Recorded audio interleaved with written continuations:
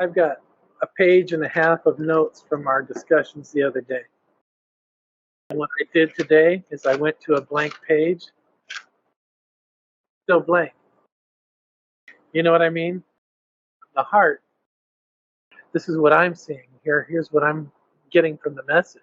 If I have a grasp of that, whether right or wrong, that's when then we go through it. Like I said, I had to digress when I first started reading it because my initial understanding in the first half changed immediately as soon as I got to the bottom. I recognized that it was a mental state and a physical state. Whether inwardly and openly, I guess would be another way of putting it. What you believe inside, how you conduct yourself inside, and then how you present yourself and conduct yourself in the public or on the outside.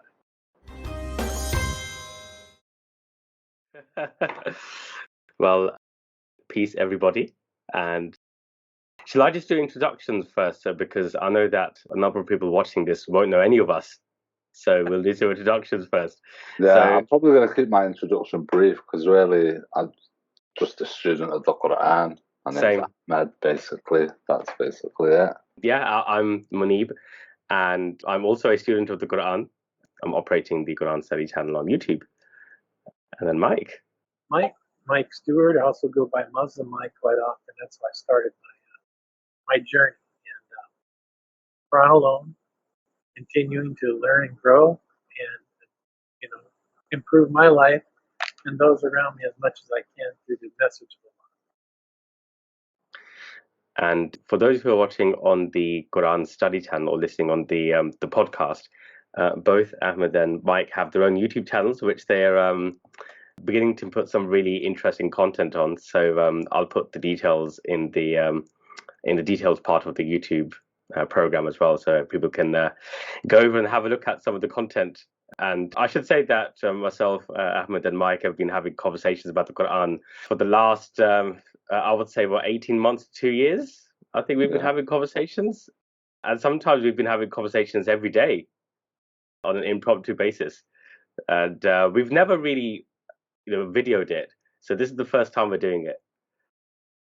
But our intention is to do more of these because we really do believe that some of the discussions that we have, the conversations we have, and when we're studying the Quran, we hope can be really beneficial for others who are listening and watching as well. So that's the purpose of this, and hopefully it's going to add some value to people's own thinking. And also, Ahmed and Mike would both agree with me, we're students, as we mentioned, so we want to learn as well. Yeah. So hopefully this podcast will trigger some thoughts, and we would love to hear from others on what we're discussing so that we can also increase our own knowledge and then share those with others too. So that's the purpose. So do interact with us when you get to hear or see this podcast. So we decided that for this particular one, what we will discuss is a particular part of chapter 2, verse 177. So that's Surah Al-Baqarah, verse 177. Before we get to the actual part, it'd be interesting to discuss with Ahmed and Mike just the context of this verse. And I mean, I'll start just to trigger the conversation. For me, when I first came across 2177, what really hit me was the fact that it seemed to be setting out some of the golden rules of Deen in Islam, if you like, setting out some key pillars. And for me, it's been a verse that I've referred to many times in my own studies and with others as well. So for me, this is a really, really important verse for people to understand. And of course, all verses are important to understand, but this one, I think, provides quite an amazing, enlightening insight into what Deen is. But I'm interested in your view. I don't know, Ahmed, whether you want to start. Just tell us what you think. Yeah, about 2177. Oh, it's full of information actually on here. Personally, I find the first half itself is jam-packed of information. The beginning, it's talking about righteousness. It starts off what's not righteousness, and then it gets to what actually is righteousness. And you get to that point, and it's like this. You realize this is going to be important information, and going through it, I've actually tried to actually digest this properly. It took me a while to actually get through it and see that there seems to be some form of structure in ordering of these things that have been listed off as righteous, as though there is some sort of order put in. It's not just randomly talking about this, that, and the other, as if we're trying to think of what would happen if we did it. We'd just think of this, that, and the other, and it wouldn't be in any particular order. Whereas this sentence is fully structured. Obviously, it begins with "Man amana billah wal yawm al-akhir," and if we're being told about righteousness, and the first thing that comes is Allah, and the first thing after Allah is the last day. Yeah. To me, that just signifies what we're actually here for, like the purpose of what we're doing everything for. And I could go on forever. That initially is what stood out for me in that verse. The finite nature of life. Yeah. Brother Mike, any sort of overall comments on this verse? Yeah, sure. There's plenty. I mean, there's a lot for you to talk about just this verse alone. And yes, it starts out with, "It's not righteousness that you turn your faces towards the east and the west, but righteousness is who believes in Allah and the day, the last day, and the angels and the books and the prophets." And it's important there because this is not a message to people who would call themselves Muslim by name. It's not a message to just people who associate themselves with the concept of Islam as a religion. This is to all mankind. This book is for all men. A lot of the misunderstanding or the misguidance from man in wanting to interpret this to mean something inclusive into a specific group versus all mankind is where a lot of this verses like this get misconstrued.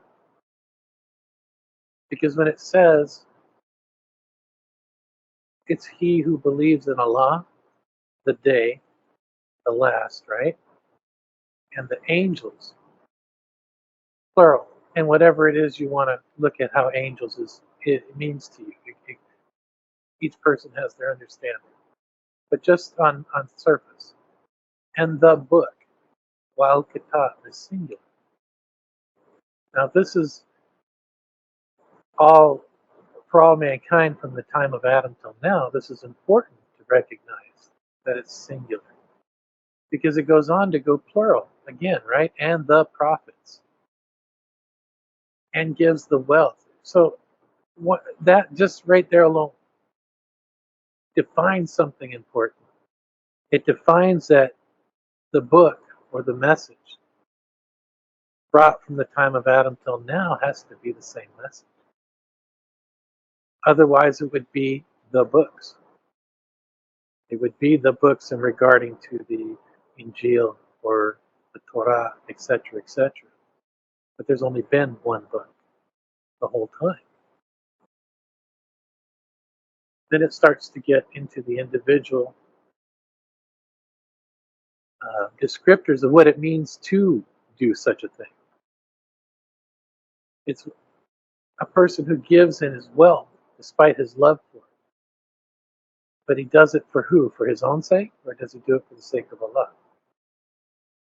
And he gives it to his relatives and his orphans and the needy, the wayfarer, and those who ask. And in freeing slaves and establishing salah and giving zakat. And those who fulfill their covenant when they make it. In other words, everything that you promise somebody to do or make an agreement with, you're honest and forthright and you fulfill those to the best of your abilities. You don't just make oh, maybe I'll see you tomorrow. You know what I mean? Mm. It's it, however you address that. There's verse that goes into this too. But if you're going to make a promise or a suggestion, not a suggestion, a commitment to something, Brother Munib, I will talk to you tomorrow. That's a covenant. The problem with that covenant is you don't know that you'll be alive tomorrow. Mm. We are told, instructed, when you're going to do something. This in another verse, and I won't get too far out on it, but that you should say, with God's will, I'll speak to you tomorrow, because we don't know our future. We have to be careful with stuff like that. But contracts, um, contracts for rent, contracts for jobs, whatever it means, those are all covenants, the things that you've agreed and made an agreement with another party, whether one or many. Those who are patient, and here's where it's even more profound, right? Those who are patient in suffering, hardship, time, stress, those are the ones who are true, and those they are righteous. So if the minute you're suffering, you don't believe that that there will be an end to that suffering, that at some point God is testing you through suffering, hardship, time, and stress. If you don't believe and give your best effort to push through that, you give up. Say, oh, God doesn't love me anymore. Why does God make this so hard on me? How come I don't get the money I prayed for? You're on the wrong path. Your mental, hard to talk about, hard to put into words. Your mental acuity, your ability, where you're at, and your understanding of the message, I think is if you don't understand what this means, you're on the wrong path. Maybe that's a better way to put it. And you've got to change your path back to the path that's along this guidelines. And if you're doing these and putting these into your daily practice as this type of person, you are of the righteous. You've gone beyond just even the getting on the path. You're on the right path. And it doesn't say, there's nothing in here about all the other nonsense you typically hear associated with Deen. It has nothing to do with doing rituals. It has nothing to do with anything that is of a mindset that is saying you have to. Because in the end, all of this is still your choice, whether you choose to follow it or not, or press forward or not. When you choose to press through your hardships, etc., etc. Does it mean that you're on the wrong path? I digress in what I said, because the important thing here is they're using a specific word, the righteous. It gives more emphasis to those who are in this versus just on the path. So I don't know. I might have gone off kilter here. But That's all right. You sparked a couple of ideas that I can continue to talk about afterwards. That's why I didn't want to interrupt you. You were on a roll. It's interesting, isn't it? There are these different parts of this verse, all which then come together. They get connected again. So I think what you were saying, it starts with, look, this is not righteousness. It starts with that. So, and the way I've understood it is talking about form and ritualistic practices, outward, how you outwardly show your practice in your faith, right? So it's saying that's not righteousness. And then it says righteousness is the following. And it has, I suppose that's then split into two subparts, isn't it? It's the things that you have to, that you believe in. Then there's the actions that you take. And then it concludes to say those are the people who are truthful and who are muttaqeen. Those are the people who have proven that they are staying within the bounds that God has set and then God says later in the Quran who will be truly successful. So you could also look at those two separate parts of the verse as one is mental, openly physical. Exactly. And I think in a way it goes full circle as well. So when it talks about taqwa, which to do a bit of research, I looked at your video that you did not so long ago about taqwa to give me a refresher on the understanding of that, which was very interesting actually, and it really helped me understand, because I actually wrote a couple of notes about taqwa from your video. I got perseverance and to be proactive. And I think what you were saying before, this is how it goes full circle. At the end, it goes back to the mental. So at the beginning, it's talking about your relationship with Allah and the angels and the book, and then the prophets. And then it all talks about action and how that comes full circle at the end into persevering and dealing with difficulties and tests.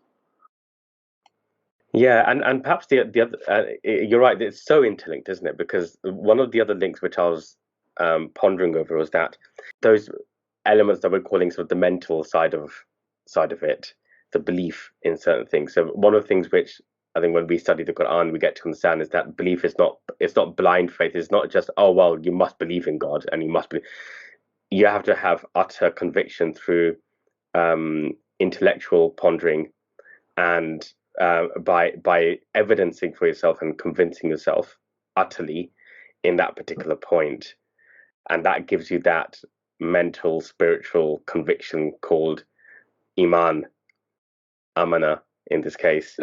Yeah, that's, I think, something that gets lost in translation with that word Iman. Yeah, all of a sudden it's put straight into belief.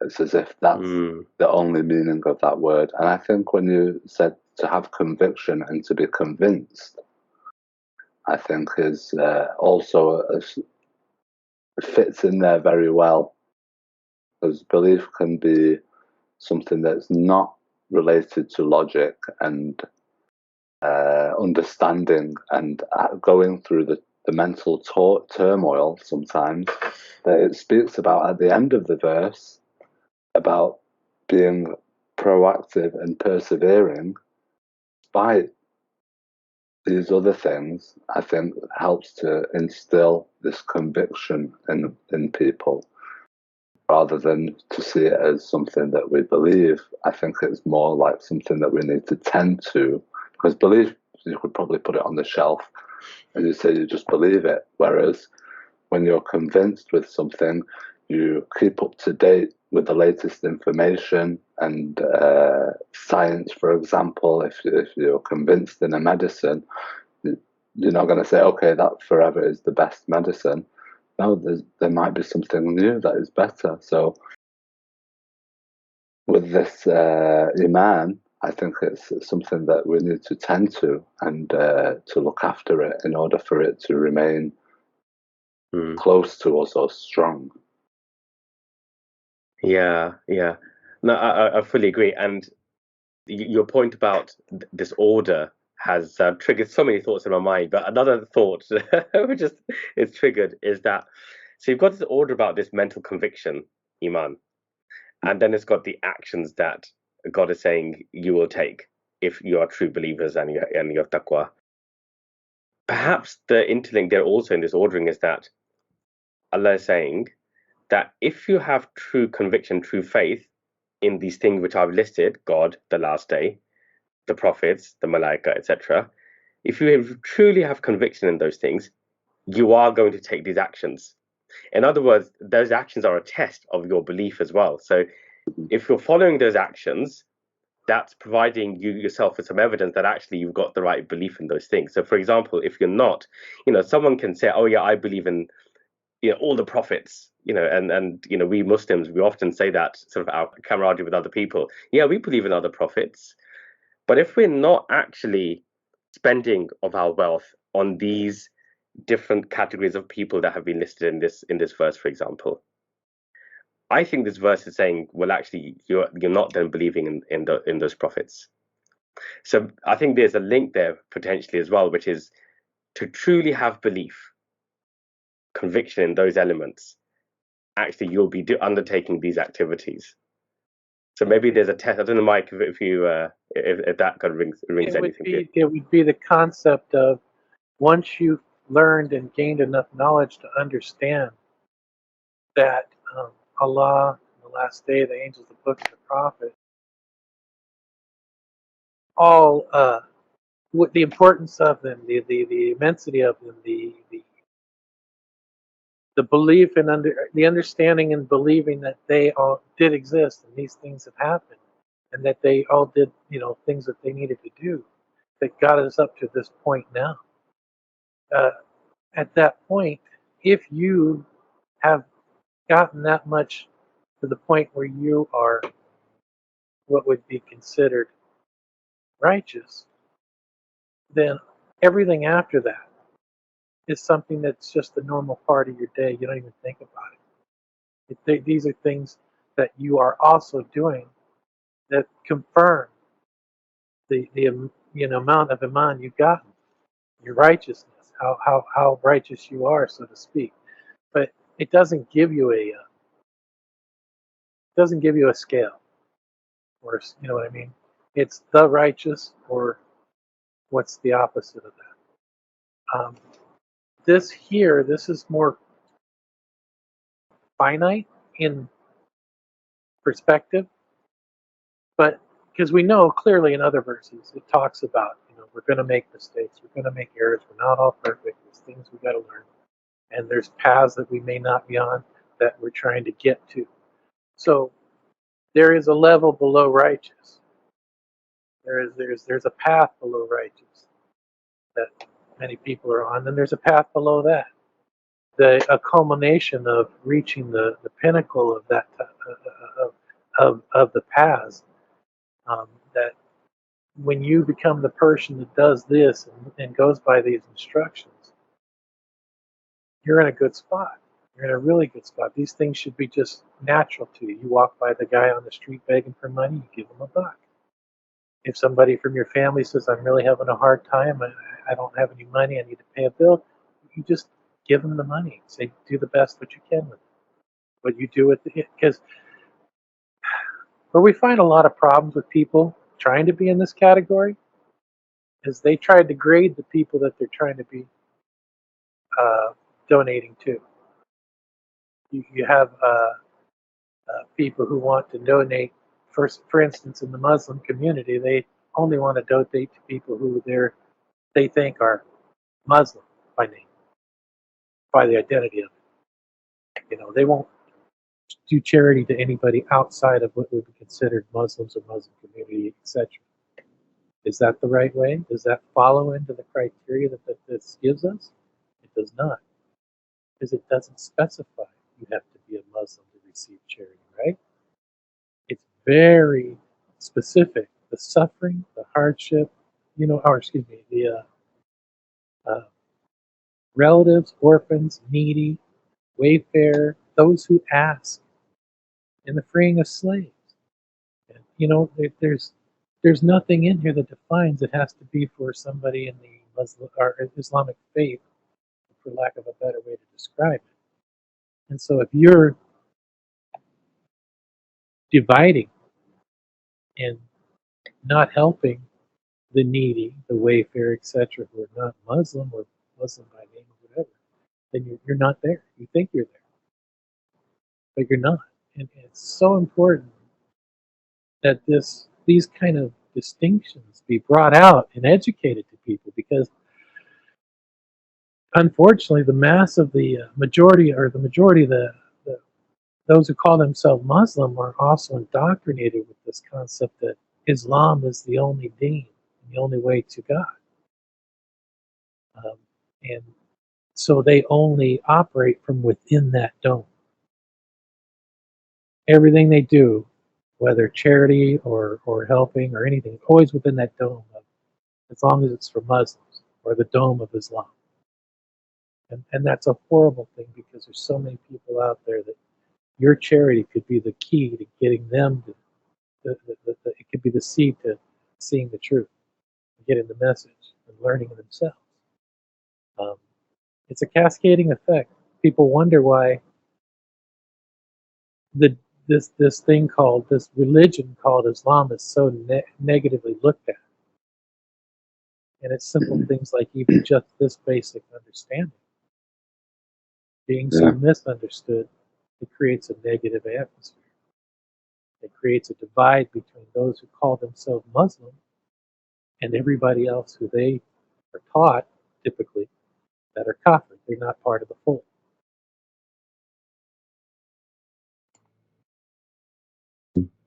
I know I get sorry.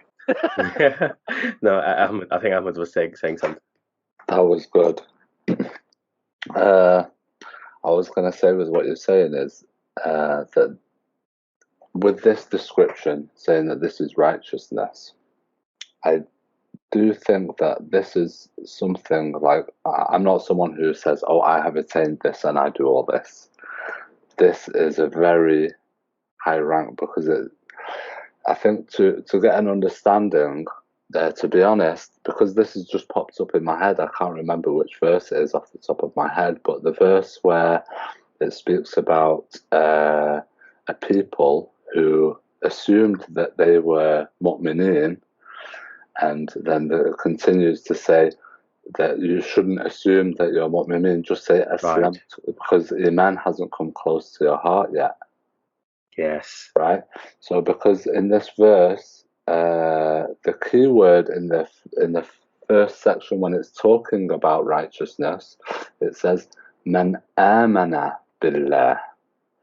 So it's to have this status of Iman in something is like a really, I wouldn't say really difficult, but it's, me personally, the way I take it is, you know, I hope Allah sees me this way. I'm not sure if I'm comfortable putting that label on myself. You know, because I strive for it. I strive for that. That's what I'm going for.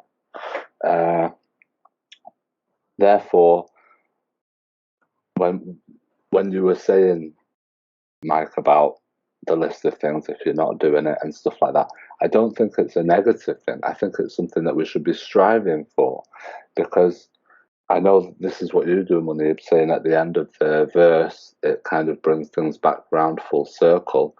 Well, if we look at the last two descriptions that are given, no, the last word actually in the whole, the last two words, they are the muttaqun. So these are the people who have given all their trust into God. Like, this is enlightened state to be in. I've just managed to find that verse that you're referring to, which is chapter 49, verse 14. 14. Yeah. قالت الأعراب آمنا. So the Arabs said, we have attained Iman. And Allah says, Qul, say, قل لم تؤمنوا ولكن قولوا أسلمنا ولما يدخل الإيمان في قلوبكم. Say you have not yet attained Iman. Rather, say we have submitted, as Iman has not yet entered your hearts. Yes. I think you should go on to read the next verse. Of 49:15. I could read it if you like. I've already got it up. Yeah. I'd like to read both of them if possible. Oh yes. Yes. So, say the Bedouins, we believe. Say not you believe, but say we have submitted, and has not yet entered the faith in your hearts. But if you obey Allah and His Messenger, not He will deprive of you your deeds, anything. Indeed, Allah is oft forgiving, most merciful. Only the believers are those who believe in Allah and His Messenger. Then do not doubt, but strive with their wealth and their lives in the way of Allah. Those are the truth. Here we go back to it again. Believing and doing what with your wealth, right? So there's the guide to the right way, and strive to that. And like you said, I didn't mean that that's something that we're all going to make, or that we even know we're at that point of righteousness. But the idea is that we're always pushing ourselves, striving to be that, Well, to reach that pinnacle. That's why I think after Allah on that list, it mentions the last day. Because that's what we're striving for, to do all these good deeds. That's what it's for. To have trust that on the last day, we won't be judged by anyone but God, and He will know the account of everything we did. So we strive to do it. It doesn't matter if someone sees it, or if I remember it, or if it's a big thing. Anything I can do, strive for it. Yeah, and so practically, when we say, people say, "Oh, we have said the Shahada, we have Iman now." It doesn't quite work like that, actually. Yeah, I think because it's something to attain. It's an attainment. Yeah. It's what the first chapter says to me when you read it. That is you being introduced, and mentally you're willing to believe and accept that. What you gain from the rest of this book is going to be working towards that. Right. As long as you apply it and give it your best, deeds will not be held accountable against us. Our deeds are good deeds, and all that will be accounted towards the ultimate goal of reaching that pinnacle in our life. We're really unpicking this now. This is great. I was saying to Brother Mike yesterday, when we unpick something like this and new angles come in, I get goosebumps. To be honest, I've been trying to unpick this verse, and there's so much more that I could go into. It's quite information filled, this verse. I've got notes here. I have mentioned most of it, but literally it's come to my head anyway because we've been talking about similar stuff. But for example, like to go into the idea of this having Iman in each of these things is quite a rabbit hole as well, as far as how deep you want to go. And like these activities we say as well, like how Mike was saying that, when it's saying to give to someone who's asking, literally, how can you be wondering what their faith is or whether or not what they're going to do with it? Why would you wonder what they're going to do? They're asked, and there you've been given a verse in the Quran to say just give to someone who asks. So if you're striving for this, literally you're not going to say, oh, are you Muslim? Or are you going to spend it on something good? Incredible. Wow. Yeah, incredible. It's not our place to judge what they do with the money. That's between them and God. That's what we have to remember, because they're being tested too. It could very well be that our donation to them, because they asked, was our test, and then what they do with it is their test. It's no longer our responsibility from there. We provided, for the sake of Allah, we provided money to the person who asked. We are part of that, Iman. No questions asked, without seeking glory, fame, whatever it may be. That the purpose is not for us, it's always supposed to be for God. So there's a lot, like you said, you could jump down the rabbit hole, but as you read and learn from the Quran, even the rabbit holes are pretty well defined. You know what I mean? I mean, this is for most people, attaining this, and as we're going through and thinking about what this requires, that is some attainment. And it feels to me like if somebody was to attain this, I think you'd see it. I think like you'd see it when you spoke to them or saw them or saw their activities, you say they would just be very different to the kind of people that we normally, that we mostly see in our societies. There will be that's a very different personality that we're seeing a description of here. Well, one thing I've noticed is that there's no mention of the way they carry themselves or what they're wearing and how they groom themselves in any way. There's no mention as to where they're doing this stuff and which people they're serving. I mean, you could say which people they're serving, but we serve God, really. So I think that's quite clear, isn't it? Also, it's supposed to be with anonymity. Anonymity. It's not for yourself. So that type of person will never seek fame and fortune. They won't seek to be recognized for what they do because they know what they do is for God, and that's all that matters. Now, what's beautiful that I find is when I run into people like that, I feel an automatic connection. I can recognize that person by their actions and the way they behave. And it always intrigues me to even start a conversation. Hi, I noticed what you were doing. My name's Mike.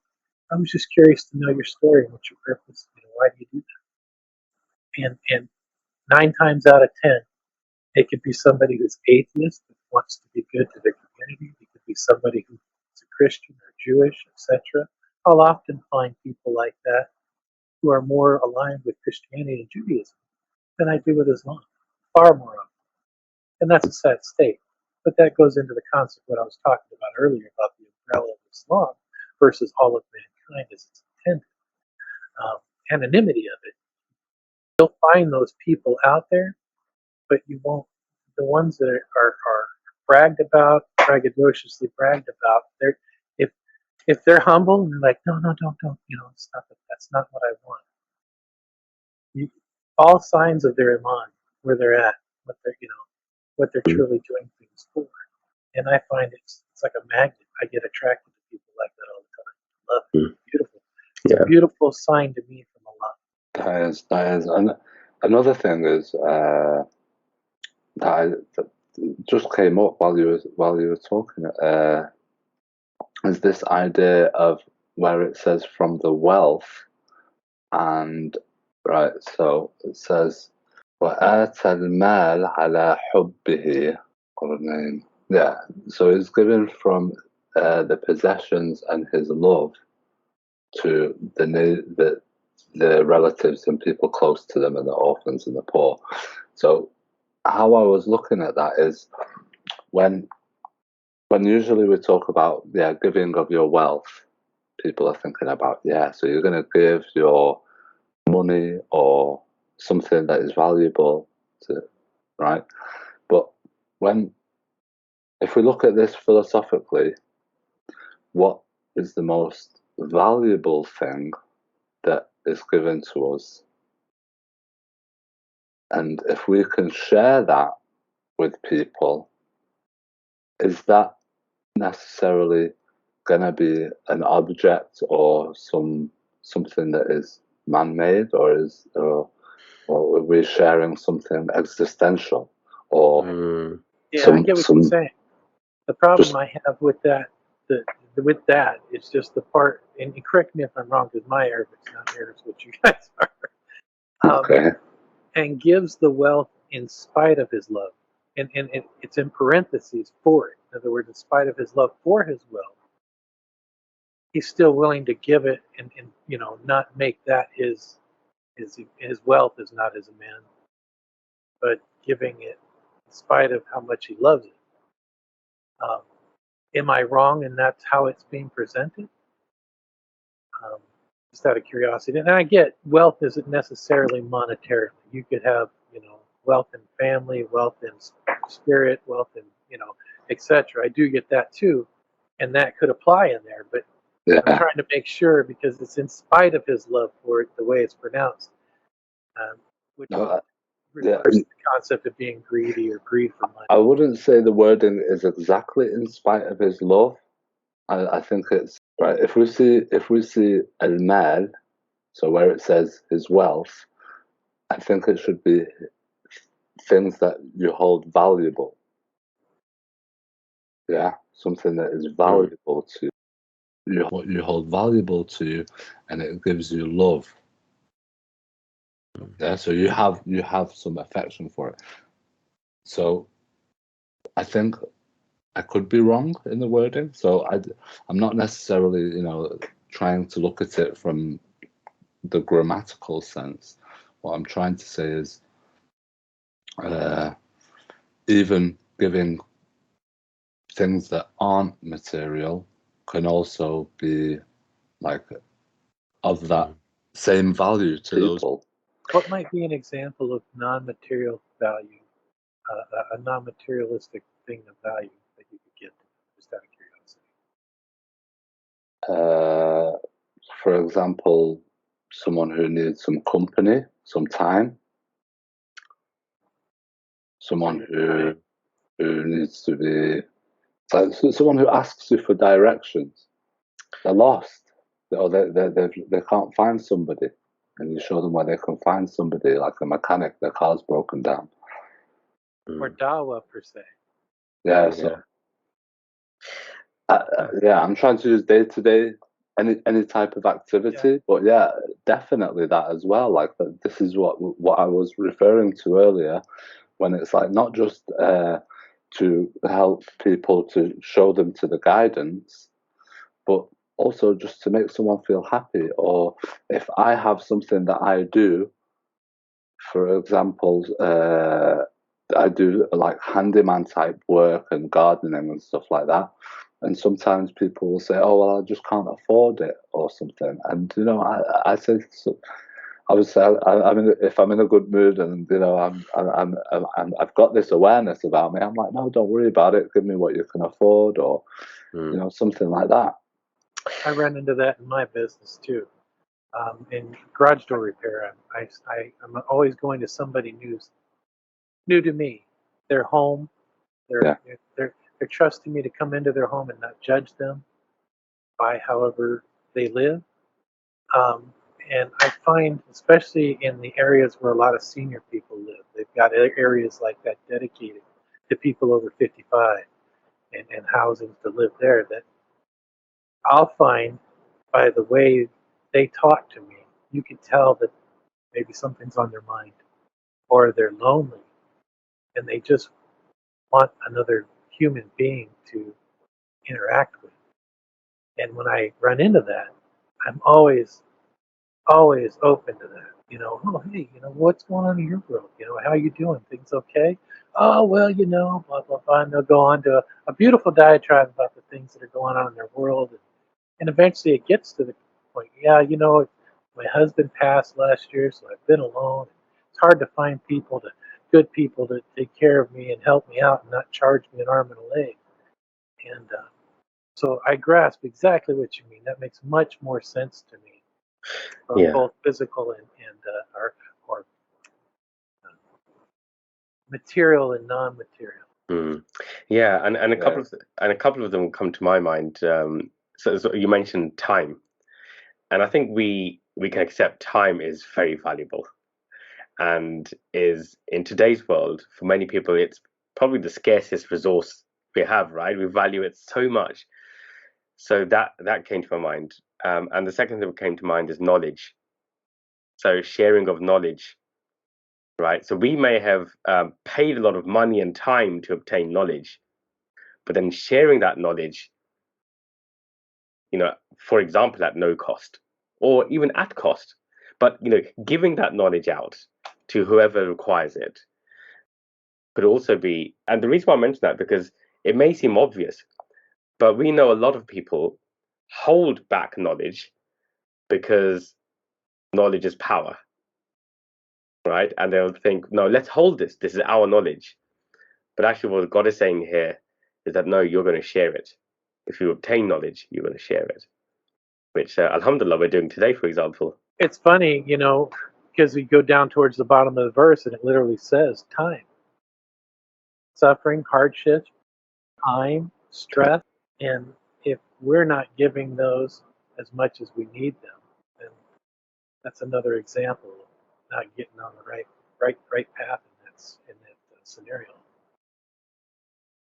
I also think that, before it talks about the hardship, in times of hardship, I think a lot of these activities that it gives you to do can actually help bring a solution to things like times of hardship and having personal difficulties.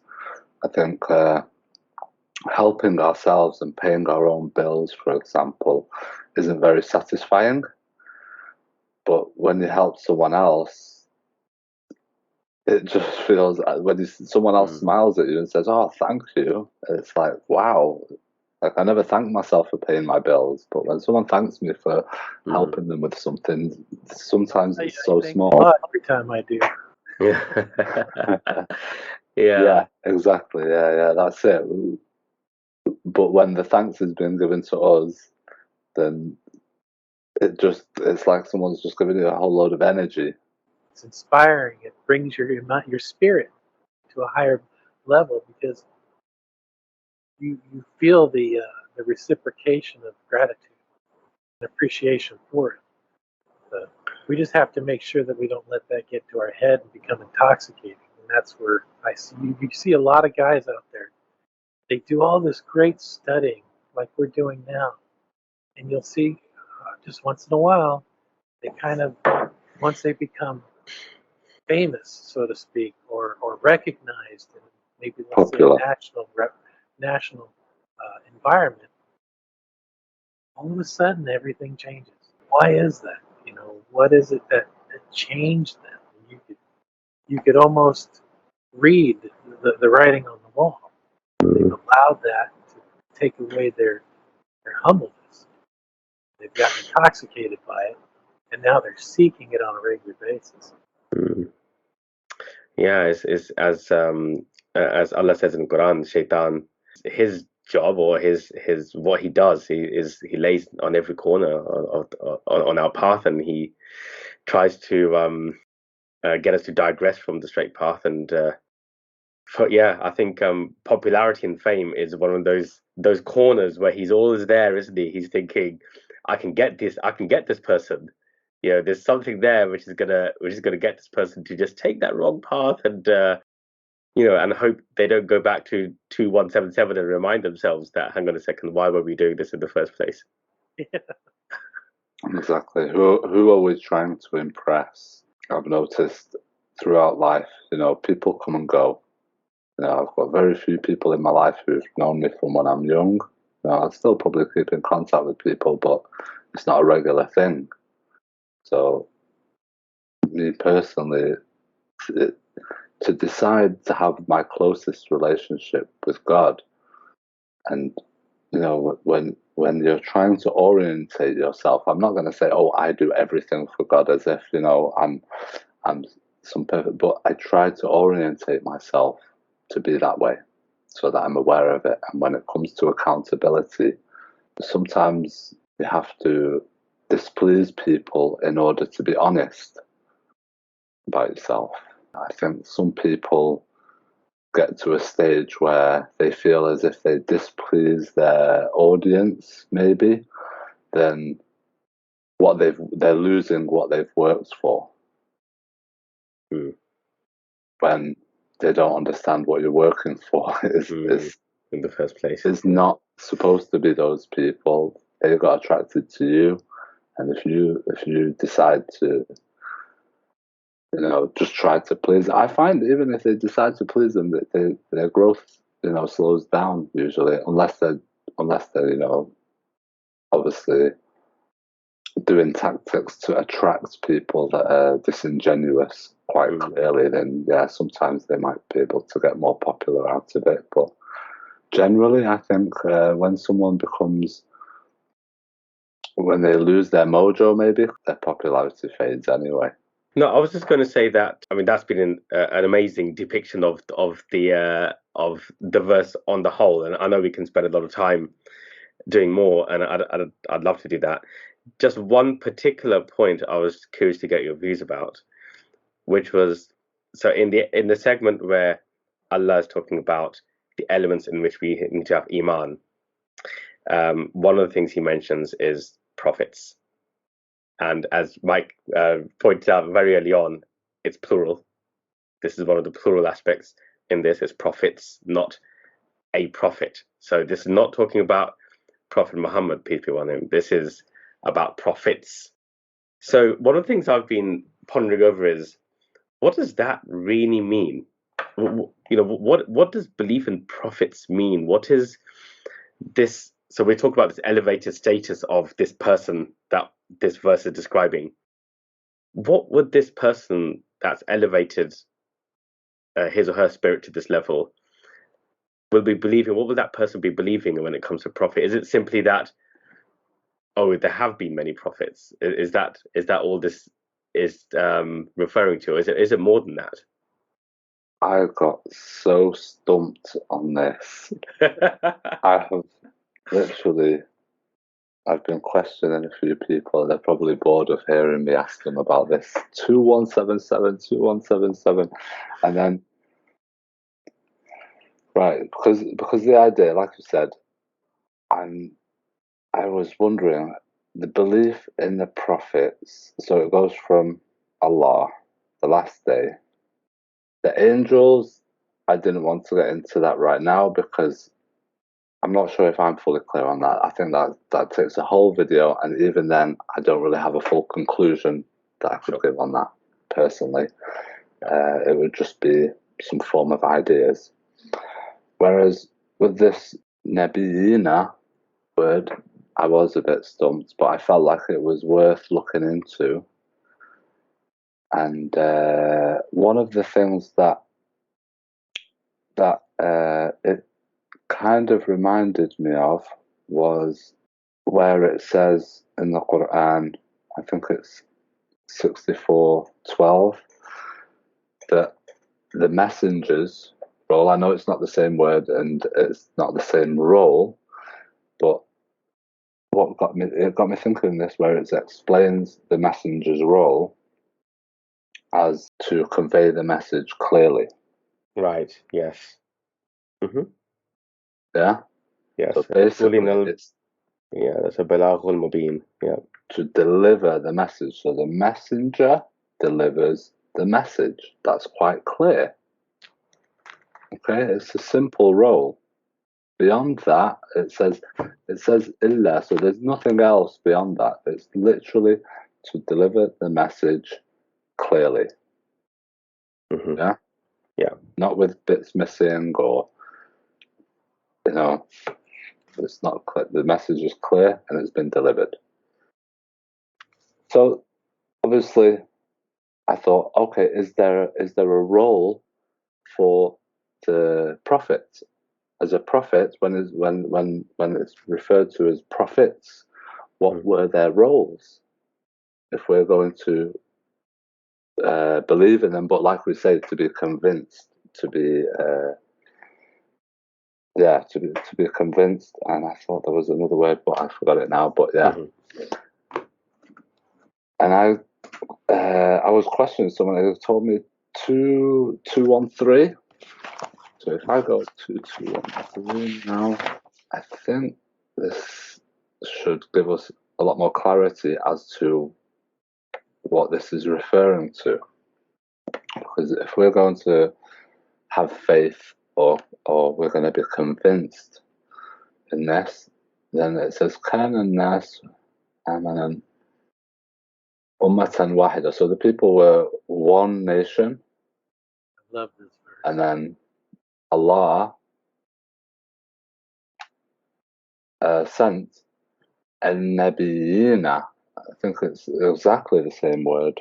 Yes. If I'm not mistaken. Yes. And then straight after that, so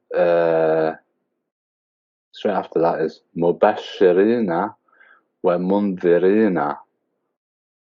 Okay? Yes. Bearers of glad tidings and warners. Right. So they're bearers of glad tidings and they give warning. Is it Okay? So if we even look at the word prophet, it would insinuate that there would be some form of prophecy. Okay? So the role of a prophet is to prophesize on good tidings and a warning. What's coming out of there as the role. So when we look back into 2177, it's more of the idea of, do we need to be believing in them or what they were set out to do, which is to prophesize on these glad tidings and warnings. Mm-hmm. So, for example, is it telling us to believe in them as people? So to put them in a place where it says Allah singularly first. So if we're going to have belief in Allah and then everything else comes after, then everything after that, I think it's the role that, what their effect on us is, rather than the actual thing. So, for example, I can't remember the verse. I know it's in the beginning of chapter 2, where it says that the angels are to be obedient or to submit to Adam. So we know that that their role is to be submissive to mankind and to fulfill Allah's duty that He gives them. And again, we don't necessarily have this clear relationship with the Malaika. So, do we believe in them, or do we believe that Allah has intermediaries that does work for us and for Him? The role. So it's the role more that we believe in, and also after that it says the book. So do we believe in the fact that this is a book? Do I need to believe that this is a book, or do I need to read it and believe in the fact that this is the truth from God? This is the book from God, guidance. I think it's the role of the book that I should be believing in. The role, yeah. So I think it's also the same for the prophets. I think it's the belief is in the fact that they fulfilled their role, and that there is glad tidings on its way, and there is a warning for those who don't do what they're telling us to do through the message of God. I can add on to that, or maybe even simplify it a little bit. Oh, please do. Yeah. We're taught in the book that there was many places where there was prophets who came before Prophet Muhammad. Isa, Musa, etc., etc. The line goes down. They were brought to a people that did not have the truth. And so, as it says, glad tidings and what's the word? Sorry. Warnings.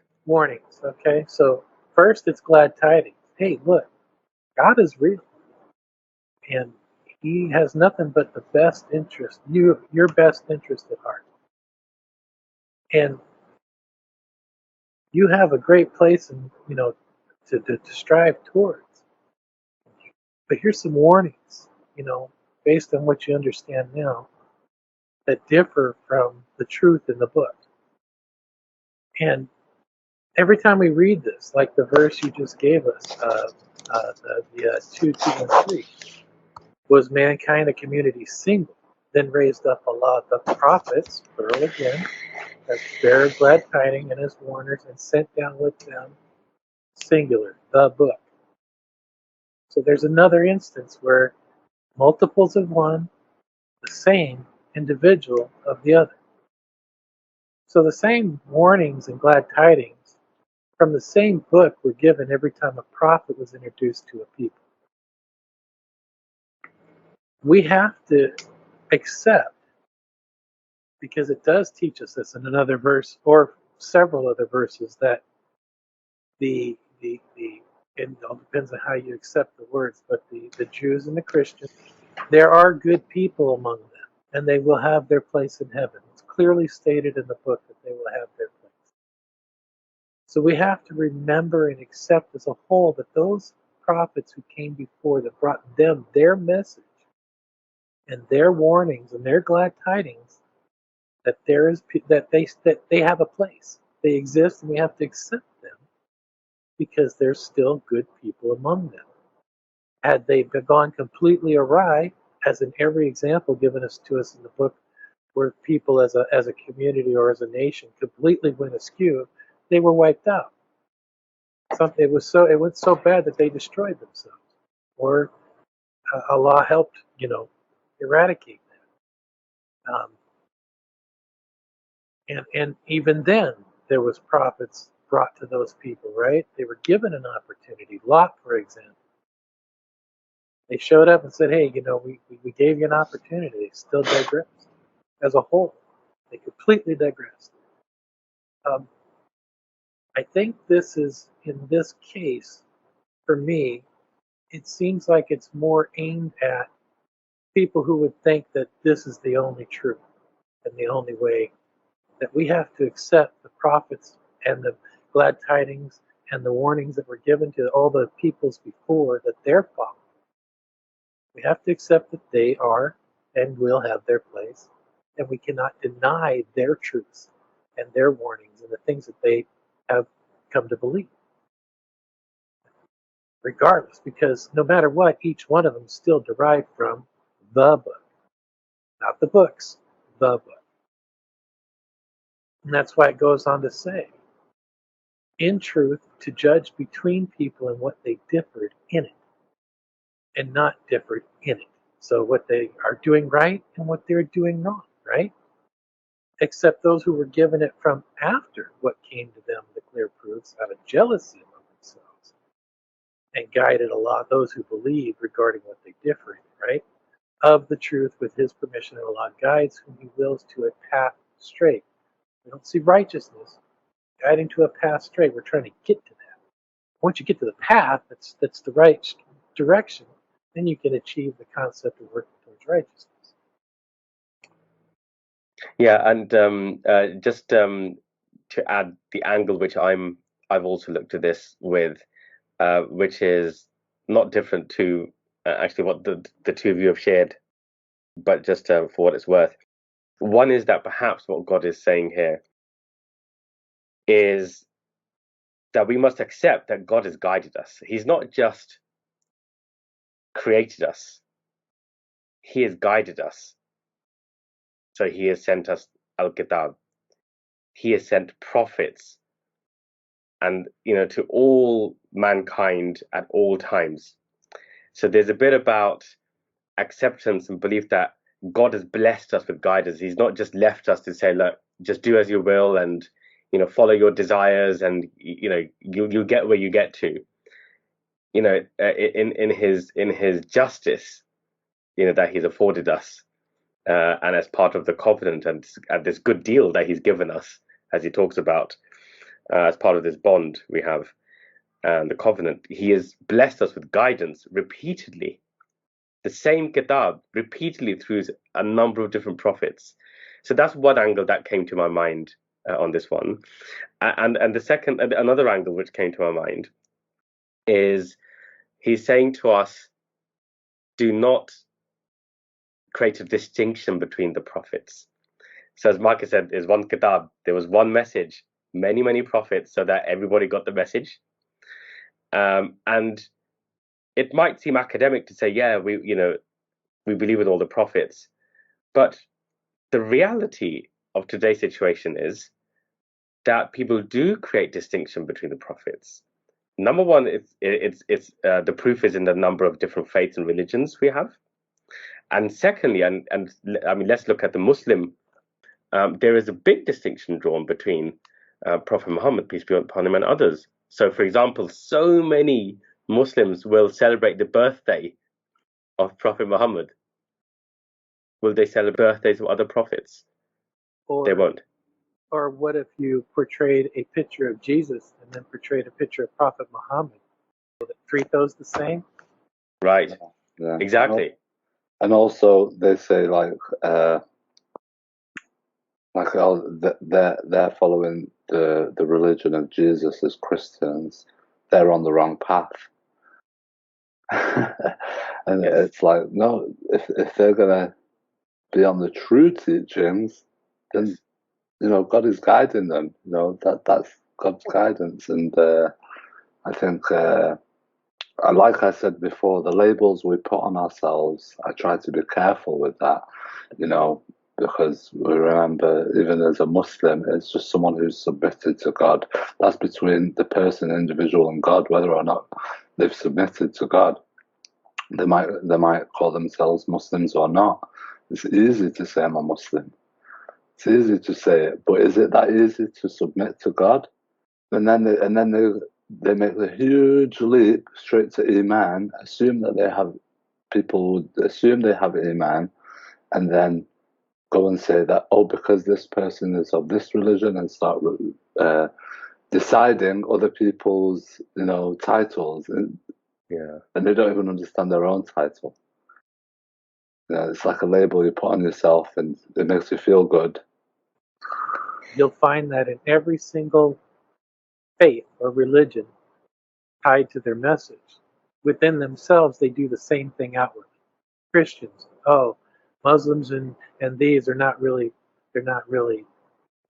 believers, and the same. The Jews have their as a whole, mind you, not everybody. Of course, there's beautiful people within each of those that see differently and see the truth, but they're willing to open their minds and seek that guidance from God to get the truth. And you meet those people, and you can automatically feel and tell who they are and their sincerity. But it doesn't matter what deen you're from. It could be Buddhism, Hinduism, Christianity, Judaism, etc., etc. With each one, they're doing exactly what they should be doing. Yeah. Sorry, I did probably make it out like I was trying to say, everyone's like that. No, it's a few, but they stand out, and I don't see how that can be accepted in people who are devoted to God, to put up barriers so easily between each other. And all of that, then what we're saying is, all of that goes against the definition given by God of righteousness. Right? Actually, so many of us are self-righteous, right? We claim to be righteous. But if you think about it, I mean, just the fact that we create this distinction between prophets itself takes us outside of this very clear, bullet-pointed definition that God has, blessed us with this in the Quran. I suppose where I'm going is that we are too easy. It feels to me like in this conversation, what's coming to my mind is that we all too easily claim to be of a certain stature, all too easily. But actually, if we introspect carefully and really ponder, and we self-assess ourselves against the clear criteria which has been given to us by our Creator, I think a lot of us will find that that there is big room for improvement, including in myself. We're not saying anything opposite of that. I 100% agree with you. And then not to something else to take into consideration. This is just one verse, right? With a lot of clear definition. But as you go on to read the verses, preceding this, it defines it even more and gives you more detail, and goes on about righteousness versus non-righteousness. And all this we've gotten, we haven't even, I think, crusted the crust off the top of the the meanings and messages we can get from just this one verse. And that's the beauty of the book. And I think the beauty that a lot of people have been misled to miss is that the lifelong learning process that will be involved with truly striving towards righteousness by reading, pondering, seeking guidance from Allah to learn it and understand it. So many have been misled to believe that this book's just too hard. Why? Well, because they're looking for an instant answer. They're looking for the whole kit and caboodle that they have to do so that that's all they have to do. They don't want to. I think the establishment doesn't want people looking into it and exploring the truth in it. So they're constantly led away from it through the concept of, the hadith and the sunnah in that. But then I think there's a certain responsibility held on the individual. I think there's a great responsibility held on the individual because they actually went through the book, they would find that it's their duty, their utmost duty to question everything they hear and confirm the truths within it.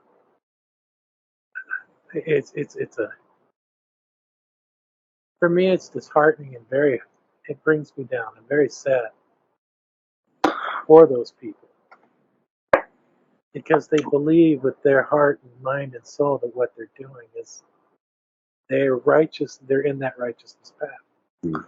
Yeah. They're on the wrong path from what God teaches in the book. Yeah, and I think also at the beginning of the verse, it kind of spells it out a bit more clearer. Now that we've gone through all of that, I think the beginning of the verse has just become all so much clearer to me. And I want to share that with you, gents.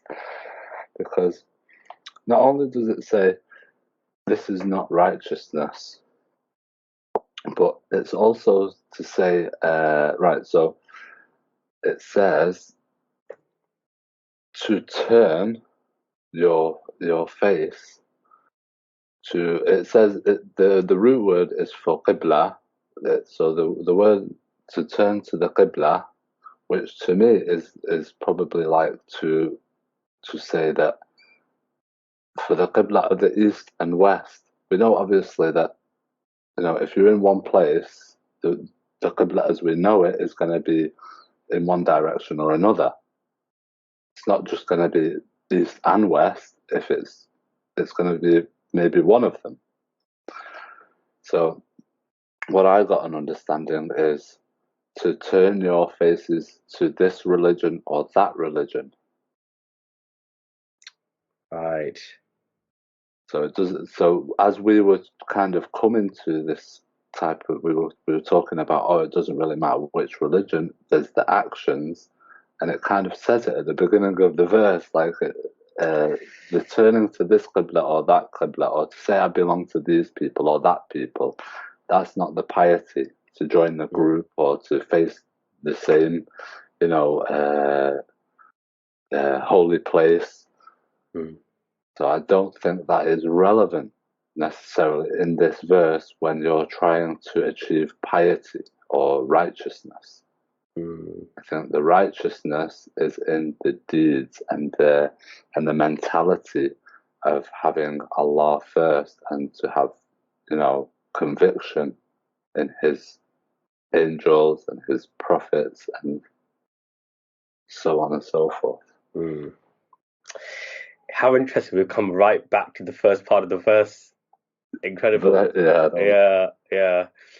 Because it's not. It is one of those. It's quite a deep part of the verse, isn't it? It's that it's talking about facing a direction and saying that's not what is righteousness. And it often has got me thinking, well, what is that? What is the facing and directions?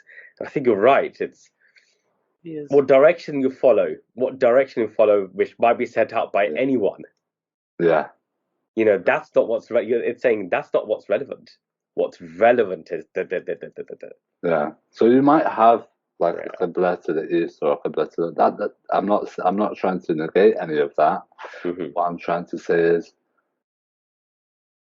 do we see that as righteousness? I mean, there's many times there's people talk about, oh right, this person has been to Hajj 3 times. Mm. And people see it as some sort of medal they're wearing. They don't like how you see in the army, they've got these stripes on their chest, and it's like, whoa, this guy's got like a whole chest full of these different colours that he's collected. And right in that verse there, it says to you, that is not righteousness. That's not a symbol of righteousness. How many times they've jumped into this sanctuary, or whether they follow this people who go to the west or the east. Yeah. Take that very example, and you can blow that out even more defined by saying, what was the purpose of that person going to Hajj for? What are they taught to believe that going to Hajj does for them? Mm. They're taught that if they go to Hajj and do all these practices, that their sins are wiped clean, right? Right. They're going to be starting fresh. Well, then, are you doing that for God? Or are you doing that for yourself, your own personal gain, your own personal interest? And then to expand on that, we're supposed to be giving our wealth to those who need it, right? Our excess. Yeah. Enough money to afford to go to Hajj, i.e. $5,000 typically, or greater. That could have been far more beneficial, not for yourself, but in the way of Allah for those who needed it, right? Because you can go outside of that area, and there's townships and people starving and have no food, no resources. They make this beautiful place here, but out the outskirts of it, go on the outskirts of it, there's people who document this all the time, showing how they went there for the concept of Hajj, but ended up going out and just donating food and water and things to people who actually needed it, that were in the surrounding townships and that. Yeah, your first point. Yeah, it's just another fine example of the difference between truly going towards righteousness versus. Exactly, it's a righteousness, and also how it states righteousness as doing good deeds, not doing something to take away your bad deeds. Right. Yes. Right. Yeah, you see that? It's not about wiping clean. Yeah. Yeah, it's about collecting and striving for, rather than trying to get away with that stuff that I did. Yeah, and I mean, I would love to do a study actually on the Arabic word used in the Quran of ghafara, where it talks about maghfira and ghafoor, etc., which is often translated as forgiveness, and people then obviously take that into a connotation of wiping out sins, etc. And I've got a certain point of view and a study on what the Arabic word really means, and I'd love to do a study on that as well. But this makes it so clear. You're right. It's about doing good, and it's not about if you do this, you'll wipe out your sins. Right. And this yourself. That's not the formula. This is the formula. The formula is the positive. Yeah. It's not about to have the right mentality, to have the relationship with the Creator, and to go and actually make a change in the world. Yeah. Incredible. Well, we've done nearly 1.5 hours on this. Fantastic. We could we've warmed up now, haven't we? Yeah. We've just Get warmed into up. the meat. Yeah. Shall we close it? Sure. Okay. Yeah. I mean that's been I must say this is the first time we did this, but for me it's been incredible. I mean, this one verse, and we've gone through it once. We went around again with a deeper understanding. Then we went through some of the individual words, went deeper, then went round a bit deeper again. Then we went to existential verses that related to it, and then And brought us back again, and then we started at the beginning again. Yeah. I mean, we finished at the beginning, didn't we? We finished at the beginning. But it's incredible. I mean, this is why it's a bit like it's like swimming in a bottomless ocean, isn't it? I mean, you could keep going, and it's only when other things say come back up for air, you think, okay, we'll swim again. I mean, I personally find it enlightening. Go ahead, Ahmed. Oh, I really enjoyed it. I'm open to another invitation if you the time and we're able Yeah. to do it. I'd be really happy to do that again. That was fantastic. I'm humbled just by the invite and the opportunity just to talk with both of you. Both very, very deep and insightful and have been doing this far longer in some of this stuff than I've even come close to. And I feel like I'm only just touching the surface. I'm only scratching at it. I've got so much more to learn and gain and understand. Um, Opportunities like this are huge, huge things for me to gain and work towards that righteousness by simply talking and working things out with people. So thank you very much for the opportunity. I like to just have a look at one or two things. I mean, for instance, the one benefit I had of discussing it with you previously that we should do this is that when Ahmed brought up the point about, oh, is there a difference between Nabiyeen and anbiya? I thought, oh, I'd love to have a look at that and kind of untangle that before we have the conversation. Yeah. And so it was useful that it made me go and have a look at it and look at the grammar, look at how it's used in different parts of the Quran, and it untangled that for me. Yeah, I Confident think I figured that one out. Like, I think you were quite on point. Personally, to me, an anbiya is like the prophets, whereas a nabiyina is our prophets. It's the exactly. Yeah, so it's God's prophets, Yes. as in the royal way. Yeah, the royal. That's right. Yeah, Yeah, our prophets is in our the prophets. royal way because it's talking Yeah. about Allah's angels and the book and Yeah, so on. yeah. Again, I mean, there's a message in that. I know we've already kind of done this, but um, these are prophets which have been designated by God. I mean, he's saying, like, I designated them. They're my Exactly. selections. They're my selections. Selected them, right? Yeah, they're my selections. Yeah, pretty incredible. Just give me a verse without any reason. I'll give you a verse. Yeah, we'll give you a verse without any of the discussion around it. Yeah, it'd be a test of my understanding and my grasp of what the verses are saying. Yeah, I think maybe I overdid it with Mike this week. He's probably fed up. It's my fault. It's not that. I find, the lack of a better way to put it, when we impromptu got on a few days ago and just started talking about it, there was beautiful things that came out of that. And I, for the life of me, cannot remember exactly what we said. It relates to this, but there was beautiful things said. And so I don't want to lose that either, because it's right then, right what I'm grasping from the verse. And sometimes I think that has perspective. Whether it's correct or not, it may show or help me or other people. It does help me to search both ends of my understanding as well.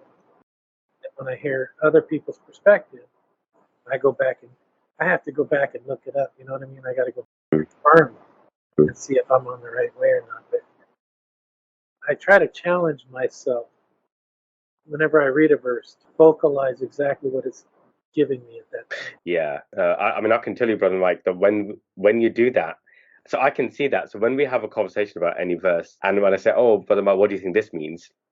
I can tell that that's one of your key strengths. They will say, "Well, let's have a look at it." Oh, when I look at it, that's what it's telling me. Yeah. So I know what you mean by that. I know exactly what you mean. Yeah, you want to make up your own mind first, which I agree with as well. Is a good way of looking at a verse. Well, let's leave it there. I took so many notes down there for my own benefit. So many things I learned, honestly. Oh, I think if I didn't have these notes, if I didn't find out, I think it'd probably gone into 3 hours because yeah, I think I composed myself quite well there. But if you've seen me collecting these notes, I wasn't very well composed. You were just going. I was just like, what? This verse, that verse, this word, that word. So I've got a page and a half of notes from our discussions the other day.